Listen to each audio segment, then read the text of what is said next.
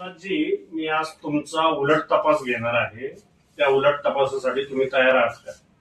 कशाबद्दलचा उलट तपासणी?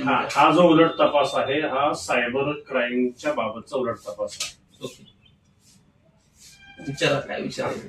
मला हे सांगा प्रसादजी, सायबर क्राईम जो सध्या सर्वात वाढती गुन्हेगारीचा प्रकार आहे त्याची सोपी व्याख्या तुम्ही कशी कराल? आम्ही आमच्या भाषेत असं म्हणतो की cyber crime is the clever manipulation of human emotions using electronic devices and internet connection. म्हणजे ज्या गुन्ह्यामध्ये इंटरनेट आणि इलेक्ट्रॉनिक डिव्हाइसेसचा वापर केला जातो त्याला सायबर क्राईम म्हणतात. थोडक्यामध्ये भावनेला हात घालून किंवा पैशाचा आमिष दाखवून हा गुन्हे होतात असं आपण म्हणू शकतो. नक्कीच नक्कीच त्याच्यामध्ये लोभ आणि भीती या दोन भावना टार्गेट केल्या जातात.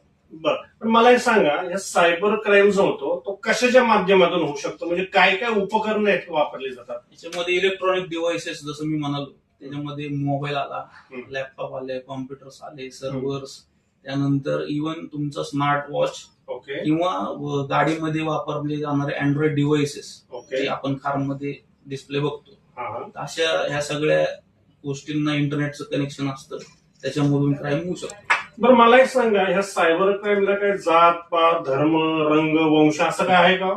काही नाही याला, म्हणजे कुठले जात धर्म वंश याला नाही. ज्याच्या हातात मोबाईल तो विक्टिम आहे. म्हणजे हा सायबर क्राईम खऱ्या अर्थाने निधर्मी सेक्युलरिझम आहे असं म्हणू शकतो. म्हणू शकतो. राम असो वा रहीम, विल्सन असो वा फहीम, सर्वांना कवेत घेतो असा हा सायबर क्राईम.